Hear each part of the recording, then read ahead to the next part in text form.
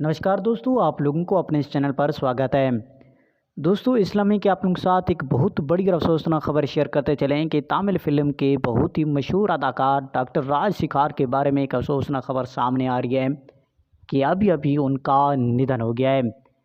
जी हाँ नाज़रीन, उनका निधन कैसे हुआ, मुकम्मल तफ़सील से मैं आप लोगों को इसी वीडियो में आगाह करूँगा। बट उससे पहले अगर आप हमारे चैनल पर पहली बार आए हैं तो इस चैनल को ज़रूर सब्सक्राइब कर दें और साथ बेल आइकन को लाज़मी प्रेस कर दें, ताकि आने वाली हर ऐसी न्यू वीडियो की अपडेट आप लोगों को वक्त पर मिलती रहे।